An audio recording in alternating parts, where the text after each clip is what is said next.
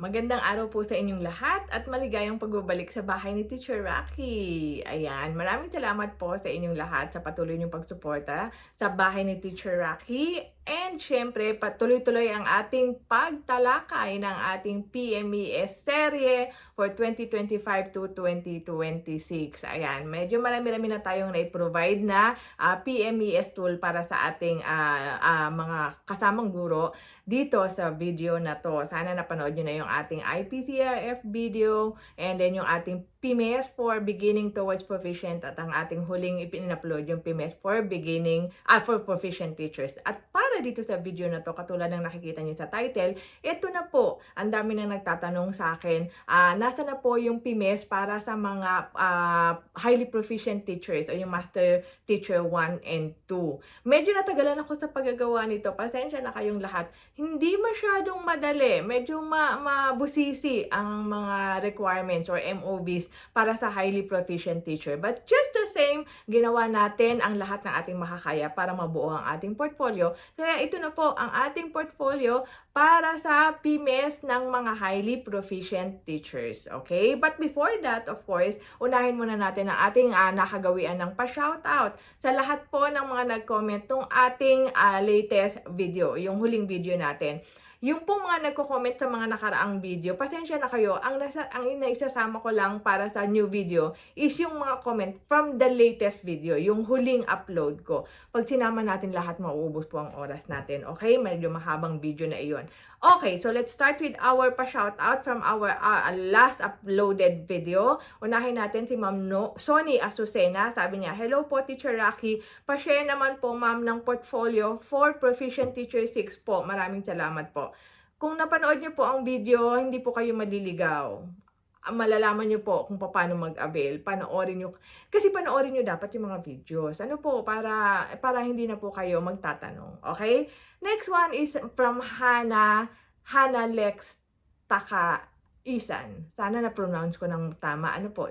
Sabi niya, pahingi soft copy po, PMES for Teacher 1. Kay Ma'am Maria Berlin Gore. Sabi niya, hello po Teacher Rocky, thank you. Mas naunawaan ko. May message po ako sa iyo. Ayan, sabi ni Ma'am Berlin, Maria Berlin. Ma'am, sana po na-replyan na kita ngayon ha, kasi lahat naman yan nare-replyan ko every day. Medyo na-delay yung iba pagdating sa oras, pero I always make sure na every day nabubuksan ko yung aking messenger at nare-replyan ko lahat ng mga messages nyo.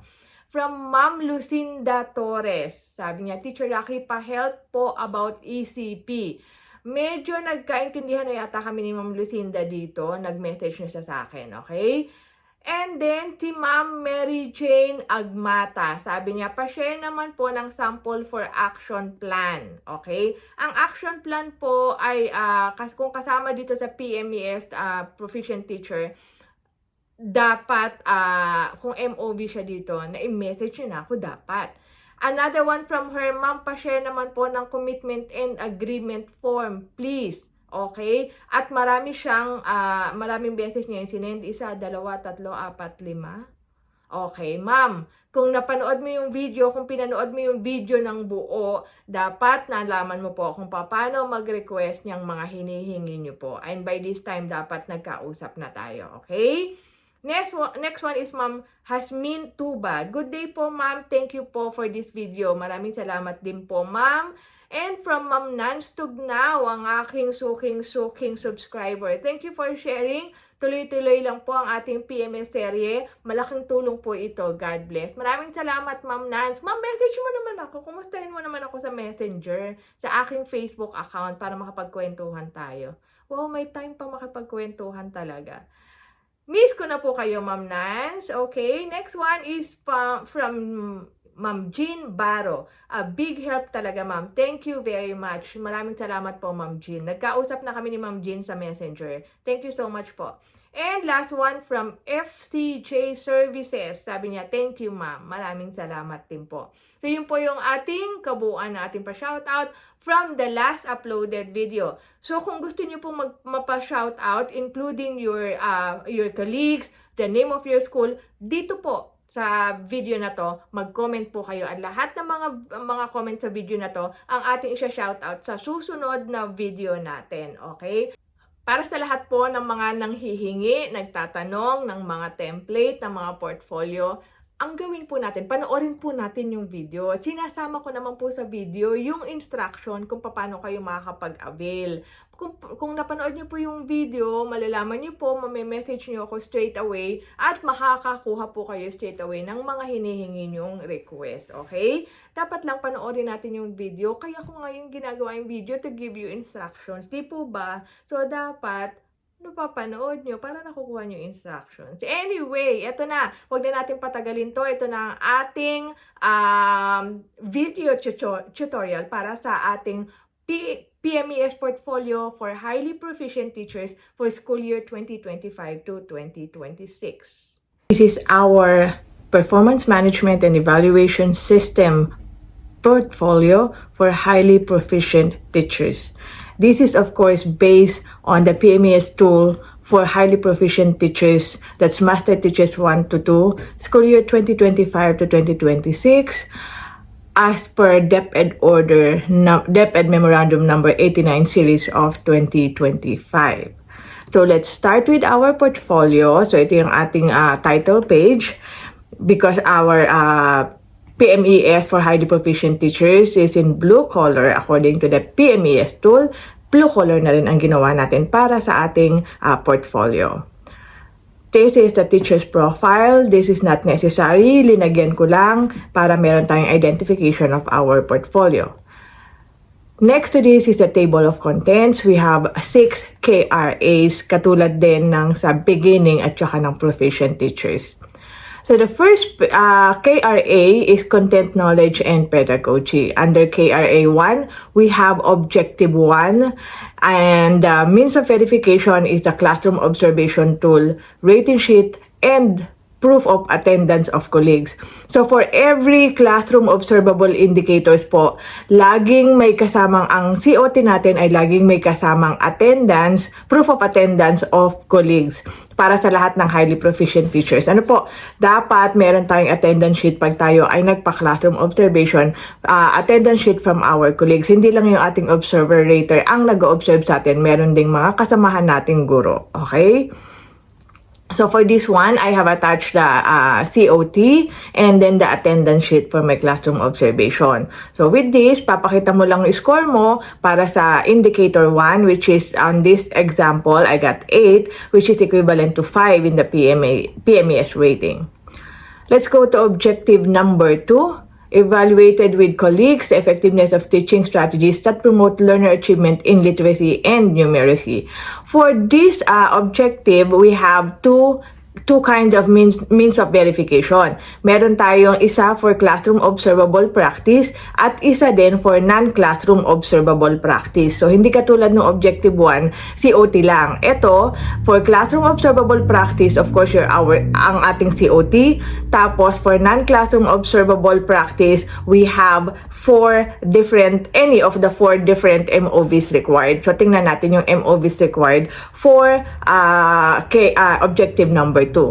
So, for the classroom observable indicators, makikita natin dyan, ang ating i-rate lang is quality at yung COT lang, yung score natin sa COT ang ilalagay natin. For non-classroom observable practice, if we want to get the outstanding score, that's rating of 5, we should be able to lead the utilization, adoption of refined, enhanced strategies that promote learner achievement in literacy and numeracy as evidenced by MOB4. Ano ba yung MOB4? Approve action plan highlighting the utilization, adoption of refined, enhanced strategies. So dito kasi, we try to evaluate the colleagues, with colleagues, yung effectiveness of teaching strategies that promote learner achievement in literacy and numeracy. So halimbawa, nagkaroon kayo ng collaboration with your colleagues, tapos you came up with these teaching strategies and that promote learner achievement in numeracy and literacy. Parang i-enhance nyo yung numeracy and literacy ng mga bata. So you came up with an effective strategy. So gagawa nyo yon ng action plan. So, pag nakagawa kayo ng action plan, dapat may approve approved by our school head. Okay? So, para makakuha tayo ng highest possible score, of course, we always aim for the highest possible score. So, dito, naglagay ako ng COT for classroom observable. Andyan yung ating COT at yung attendance sheet during our classroom observation. At para sa aking non-classroom observable practice is an approved action plan. So, nagawa kayo ng action plan para i-promote ang numeracy and literacy ng mga bata. So that is approved by the school head. So for this one, I got 4 in the classroom observable practice kasi 7 points yung aking COT and 5 points because I got highest possible score kasi nakapag-provide ako ng action plan. Next, we move on to Objective 3, develop and applied effective teaching strategies to promote critical and creative thinking as well as other higher order thinking skills. For this objective, classroom observation tool lang ang hinihingi sa atin. So we just have to attach our COT to show our score for this indicator at syempre yung ating attendance sheet of colleagues. Next one, for KRA2 learning environment, we have Objective 4, work with colleagues to model and share effective techniques in the management of classroom structure to engage learners individually or in groups in meaningful exploration, discovery, and hands-on activities within a range of physical learning environments. For this one, the means of verification is our COT and lock plan, minutes of the meeting, and performance monitoring and coaching form. For objective number 4, we have 2 MOVs that we need to attach. This is for the classroom observable practice and for non-classroom observable practice. Sa classroom observable practice, we only have to attach our COT during our observation. Para naman sa non-classroom observable practice, if we want to get the highest possible score, we have to be able to attach MOB4. Ano ba yung MOB4? That's the PMCF, Performance Monitoring and Coaching Form, to show that on this objective, we were able to coach our colleagues or our ratees sa pag-accomplish ng kanilang mga effective techniques para sa management of classroom structure. So, for this objective, we attach our COT again para sa classroom observable practice together with our attendance sheet and a PMCF for non-classroom observable practice. So, pinapakita dito sa PMCF na to kung paano natin minonitor at kinoach ang ating kasamahang guro para sa objective na ito. Next one, Objective 5. So, Objective 5, ang means of verification lang natin ay ang ating COT. So, i-attach lang natin COT, indicating our score for indicator 5, and then, of course, our attendance sheet. For KRA 3, Diversity of Learners, Objective 6, work with colleagues to share differentiated, developmentally appropriate opportunities to address learners' differences in gender, needs, strengths, interests, and experiences. So, puntahan natin ang ating PMES tool for objective number 6. So, dito, dalawang klaseng MOVs pa rin ang ating i-attach. That's for classroom observable practice, COT tool lang yon. For non-classroom observable practice, dapat daw magkakaroon tayo ng outstanding score if we were able to attach MOB4. So, yung MOB4 is another PMCF o Performance Monitoring and Coaching Form with annotation showing how the teacher guided the colleague. Okay? So, dapat pag-attach natin ng PMCF, may kasamang annotation para magkaroon tayo ng outstanding score. Kasi dito, we should be able to work with our colleagues to share differentiated, developmentally appropriate opportunities to address learners' differences. So, yung learners' differences with regards to their gender, needs, strengths, interests, and experience. So, yung diversity of learners.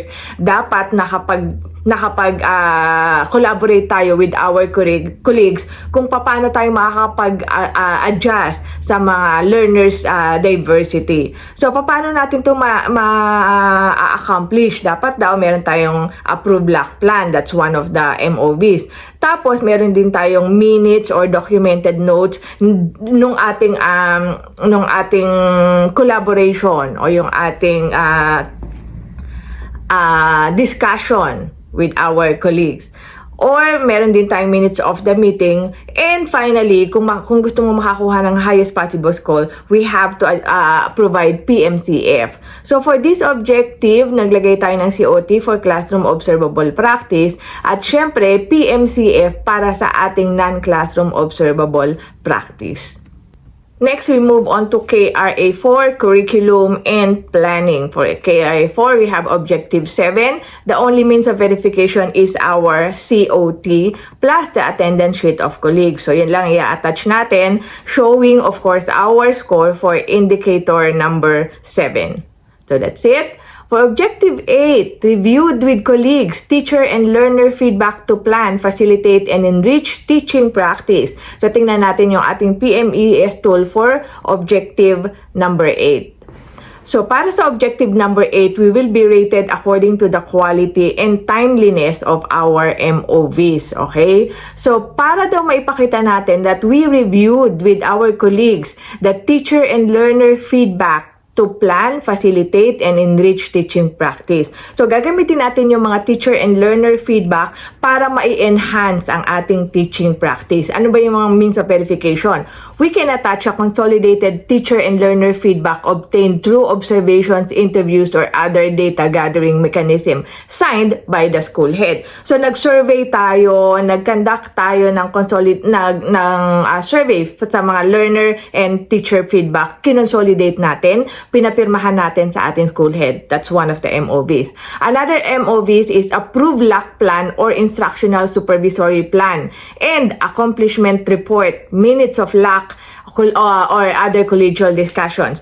So, nakapag-consolidate tayo ng survey from the teacher and learner feedback, gumawa tayo ng LAC plan para ma-discuss itong consolidated data na to. So, that's another MOVs. Another MOV, summary of agreements and recommendations from the conducted LAC session. So, nag-conduct na kayo ng LAC session based on the data that you have and you came up with agreements and this recommendation. So, yung mga teacher na nag-participate sa LAC session na yon, you agreed on something, on what you have to do. Yung nagbigay din sila ng recommendations. How are we going to effectively use this teacher and learner feedback to facilitate and enrich teaching practice. And then another one, number 4, is an accomplished PMCF, highlighting the use of teacher and learner feedback in enriching the teaching practice. So, naisagawa na yung pinag-usapan nyo during the LAC session and then you came up with a PMCF, monitoring and coaching of a specific teacher kung paano nyo naisagawa itong teacher and learner feedback na nakapag-enhance ng kanyang teaching practice. Okay? So, for this one, we will be rated according to the quality and timeliness. Puntahan muna natin yung timeliness. Timeliness, magkakaroon tayo ng highest possible score kung meron tayong attachment, one of these MOVs for every quarter, for all 4 quarters. Makaka-achieve tayo ng 5. Kung 3 quarter lang, that's 4 points. Kung 2 quarter lang, 3 points. Kung 1 quarter lang, that's 2 points. For the quality, magkakaroon tayo ng highest possible score kung itong mga attachment na ilagay natin, one of them is the MOB4, which is the PMCF. Okay? Kung meron tayong isang PMCF sa isang quarter, okay na yon, meron tayong highest possible score. So, we look at our portfolio for this one. So, meron tayo, naglagay ako for the first quarter, consolidated teacher and learner feedback from survey. So, for example, you conducted a survey, tapos ito yung naging result ng survey mo as per teacher feedback and learner feedback. And then for the second quarter, approved LAC plan. So naggawa ka ng lock plan, okay? Nagplano ka for a lock session and it was approved. Tapos ipapakita mo rin dapat na yung lock session ay nangyari talaga or naisagawa. So paano mo yun mapapatunayan? You have to show the minutes of the meeting, okay? Ano nangyari during that lock session? So that's for the second quarter. For the third quarter, summary of agreement and recommendations. So from the lock session that you had, you came up with agreement and recommendation sa lahat ng mga participants. Okay? So that's our for third quarter. And for the fourth quarter is the PMCF. So minonitor mo na yung isang teacher na participant during the lock session and how this teacher was able to perform what has been agreed upon in the lock session. So that is our MOB for 8, objective number 8. Next is our KRA number 5, assessment and reporting. For this one, we have objective number 9. Sa objective number 9, katulad ng mga nakaraan nating mga objective, meron tayong dalawang MOVs required. One for the classroom observable practice, which is of course our COT, together with the attendance sheet during our classroom observation. At isa pa for non-classroom observable practice. Sa non-classroom observable practice, kailangang makapag-provide tayo, if you want to get the highest possible score, makapag-provide tayo ng MOB4. Ano ba yung MOB4? Accomplish PMCF, highlighting the colleagues' progress in the application of professional practice related to the indicator. So ang ating indicator, we should be able to advise and guide colleagues in the selection, organization, development, and use of appropriate teaching and learning resources, including ICT to address specific learning goals. So dapat nakausap natin, na-coach natin ang ating colleagues on how to select, organize, and develop and use appropriate teaching and learning resources. Iba't ibang teaching resources, including ICT. So kung may PMCF tayo, nagpapakita nun, we get the highest possible score. Okay? So let's see. So for this objective, we have attached our COT for classroom observable practice. And for non-classroom observable practice, syempre dahil target natin lagi ang highest possible score, we attach a PMCF. Okay? So this PMCF shows that we have guided or we have monitored and coached colleagues para sa indicator na ito.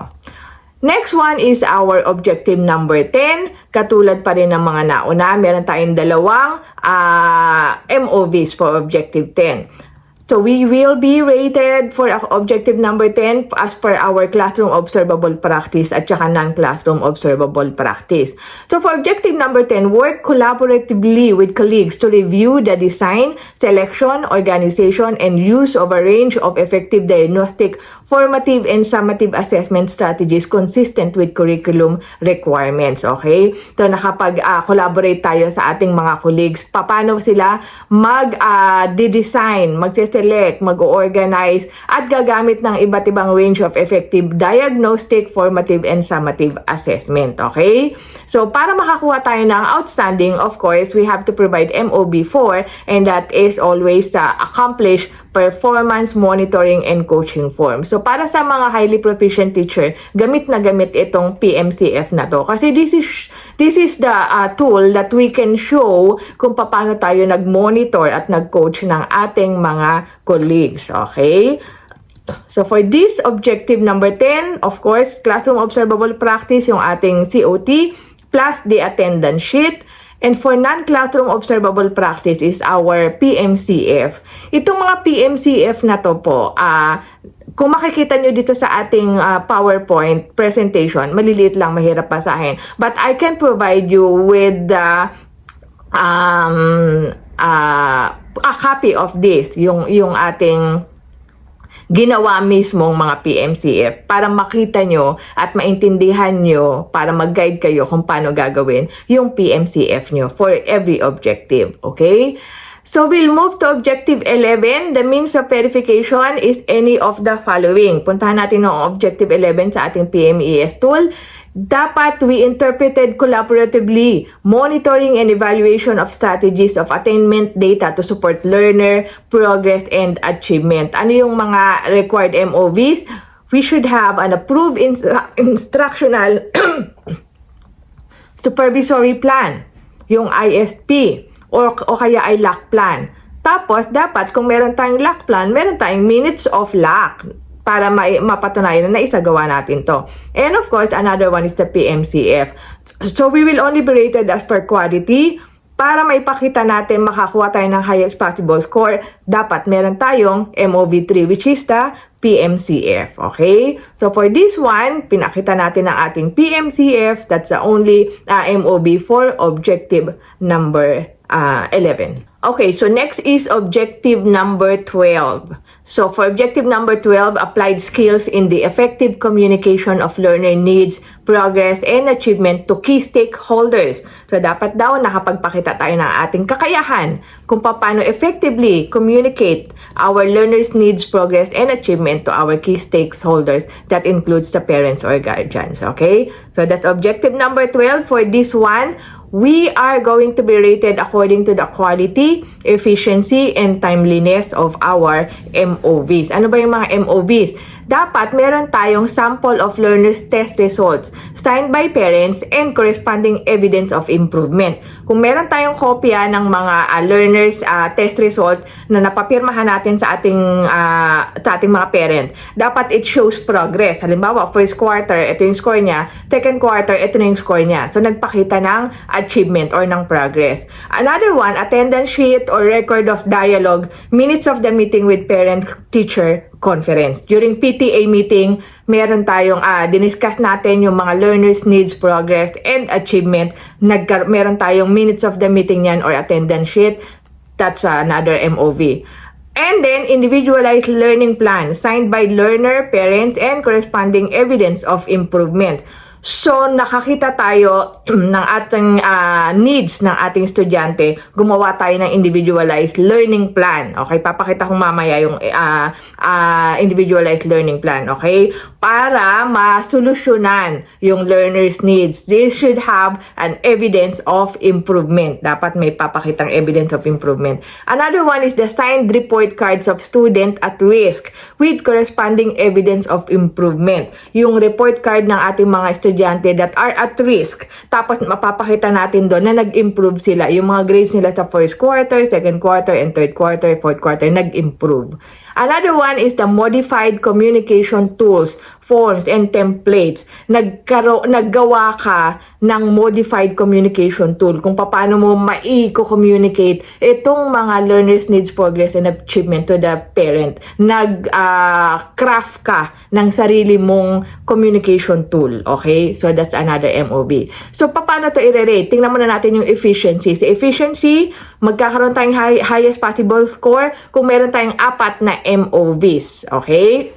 Sa timeliness naman, magkakaroon tayo ng outstanding score of 5 kung bawat isa dun sa 4 na MOVs natin ay nailagay natin sa bawat quarter or naganap siya for every quarter. May 4 na quarter tayo, that's 5 points. For the quality, magkakaroon tayo ng 5 points if we were able to sustain the implemented strategies in addressing the identified learners' needs and support progress and achievement based on the communicated information. Na i-sustain natin, na pakita natin, na ibigay natin ang implemented strategies, yung strategies na ginamit natin para matulungan itong mga needs ng ating mga estudyante. Okay? Kung meron tayong MOVs na magpapakita na na-sustain natin ng ating implemented strategies and help with the progress of our students, then that's a score of 5. Okay? So for this one, kailangan bawat quarter meron, di ba? Para meron tayong 5 points sa timeliness. First quarter, minutes of parent-teacher conference. So dito, nagkaroon kayo na sa first quarter ng PTA meeting. So, pinakita mo dyan, distribution of report card, tapos nabanggit mo dyan sa minutes kung paano mo kinausap yung mga parents with the needs of their students. Okay? For the second quarter, pinakita ko naman dito yung progress ng estudyante as per their test result. First quarter and second quarter. So, pinakita mo dyan na nag-improve yung ating estudyante. For the third quarter, we have an individualized learning plan. So, meron isang estudyante who is in need, tapos nagawa ka ng individualized learning plan. So, ito yung template ng ating individualized learning plan according to DepEd Memorandum. Okay? So, meron dyan learner's area, learner's needs, ano yung mga intervention na linagay mo, ano yung naging status ng estudyante. And for the another one is the modified communication tool which I attached for the fourth quarter. So, nagawa ako ng communication tool na magagamit ko para ipakita sa ating mga parents or stakeholders ang mga learners' needs, progress, and achievement. Next one, Objective 13. So, Objective 13, ang ating means of verification, let's go to our PMES tool. So, Objective 13 manifested a learner-centered teaching philosophy in various aspects of practice and support colleagues in enhancing their own learner-centered teaching philosophy. So, para dito, magkakaroon tayo ng highest possible score if we were able to provide MOV6. Ano ba yung MOV6? Enhanced instructional material with annotations related to a learner-centered teaching philosophy crafted by the proficient teachers resulting from the coaching and mentoring and or minutes of LAC session, okay? So, dapat may mai-attach tayo na instructional materials na ginawa ng proficient teachers o ng ating colleagues, ginawa niya using the learner-centered philosophy, teaching philosophy niya, okay? So, meron siyang instructional materials highlighting yung kanyang learner-centered teaching philosophy. Tapos, may annotation siya nun na ginamit. Paano niya na i-apply yung learner-centered philosophy dun sa instructional materials na yon. Sa annotation, dapat din maipakita niya that this was through your mentoring and coaching. Kasama ka dapat sa annotation. Binanggit ka dapat ni teacher na tinulungan mo siya, minentor mo siya, kinoach mo siya para sa learner-centered teaching practice na ito. Okay? Para magkaroon tayo ng highest possible score. So for this one, pinakita ko yung instructional material crafted by the proficient teacher, highlighting the parts of the lesson plan kung saan niya ginamit yung learner-centered teaching philosophy. Tapos dito yung kanyang annotation. So sa annotation, may papakita dapat na nandiyan tayo, may participation tayo. Dun sa second paragraph, nakalagay dyan na siya ay kinoach at minentor ng ating master teacher. So yun lang ating MOVs. For objective number 14, okay, ito alam na natin yung objective number 14. Ito yung professional development goals, okay, yung ating PPST goals. So, objective 14, we will be rated according to the quality, efficiency, and timeliness. Ano ba yung mga MOVs natin? Certification that we have accomplished ESAT. Galing sa ICT coordinator, school head, o kung sino mang focal person natin sa ESAT. IPCRF-DP from Phase 2. So, Phase 2, nagagawa tayo ng IPCRF development plan. Another one, TMCF, yung coaching form na nagpapakita na kinoach natin ang ating ratees o ating colleagues regarding this objective. Okay? Yung paano sila mag-accomplish ng mga PPST for teachers para ma-plan ang kanilang personal development goals. And number 4, mid-year review form. Kung meron tayong mid-year review form, i-attach na natin yan. And last one is the updated IPCRF development plan from Phase 2. So, yung ginawa nating IPCRF DP sa Phase 2, na-update natin during the last quarter or the last phase of PMES. So, for this one, we will be rated according to the quality, efficiency, and timeliness. Sa efficiency, pag nakapag-present tayo ng 4 na MOVs, we got the highest possible score.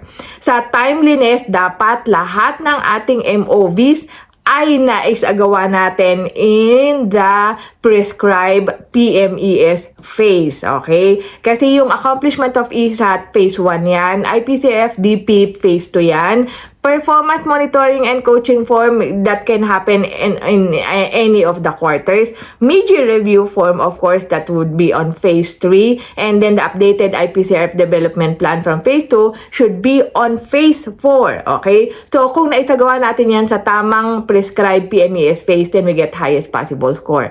For this PMES, itong ating year, hindi tayo makakakuha ng perfect score dito sa timeliness. Kasi we had the guide, October na, di ba? So, hindi na natin na isagawa yan on the right phase. So, probably, the highest possible we can get here is 4 o kaya ay 3. Okay? And then for the quality, magkakaroon tayo ng outstanding score if we were able to provide MOB5, which is the updated IPCR FDP from phase 2. So for this one, in-attach natin syempre ang ating certification that we have accomplished the ESAT. Meron tayong IPCR FDP from phase 2. Meron tayong PMCF kung paano natin tinulungan ng ating colleagues to accomplish their tools as well. And of course, our updated IPCR FDP which happened on phase 4. Ayan, sana po ay mas naunawaan nyo at nag-guide kayo ng video na ito kung paano nyo maa-accomplish ang inyong PMES for Highly Proficient Teacher for School Year 2025 to 2026. So sa lahat ng mga nagtatanong, eto na po, okay? All you have to do is watch the video. Please watch the full video para hindi po kayo maligaw, para maintindihan nyo. Lahat po yan, step by step ay tinalakay natin. Wala po kayong kaligaw-ligaw. Now, if you want to avail this portfolio, ito pong portfolio na to comes with all of the MOVs. Lahat ng inattach ko na MOVs dyan, bibigyan ko rin po kayo ng sample niyan para mag-guide kayo. Makita nyo kung paano ko ginawa. Okay? Lahat po yan. That is, I think, 25 files. Okay? Lahat ng mga attachment, mga PMCF, mga action plan, lahat po yan. Isinama ko na dito sa package na to para wala na kayong hahanapin pa. Okay? 25 files po yan including the portfolio. Paano kayo mag-a-avail? All you have to do po is to go to my Facebook account. Ayan. Kasi dito sa YouTube po, hindi po tayo makakapagpalitan ng mga files. Wala po ditong access para sa mga files. So you go to my Messenger account, Facebook account at Teacher Rocky. Tapos doon niyo po ako i-message sa Messenger, okay? Doon po tayo makakapag-usap at mag-guide kayo kung paano niyo maa-avail tong package na to for highly proficient teachers, okay? So, yun lang po. Don't forget to subscribe to this channel. Napaka-importante po that you subscribe to this channel kasi I would like to give this package only for our subscribers, syempre. Dapat sa kanila ang priority natin, yung ating mga masugid na mga subscribers. Another one, please don't forget to comment. Mag-comment naman kayo dito sa ating video para mapa-shoutout kayo dun sa susunod na video. And the more comment you make kasi, the more that this video will be suggested. So maraming makakakita. And speaking of maraming makakakita, please share this video as well to all your colleagues, all your teacher friends, para marami pang marating ang video na to at marami pang matulungan, okay? Don't forget to like this video. If you do so, paki-hit lang po yung like button. So like, comment, share, and subscribe to this channel para po makatulong sa atin para sa ating patuloy na paggagawa ng mga video tutorial para sa inyong lahat. Maraming salamat po muli and I'll see you again on our next video. Have a great day. Don't forget to smile. Bye!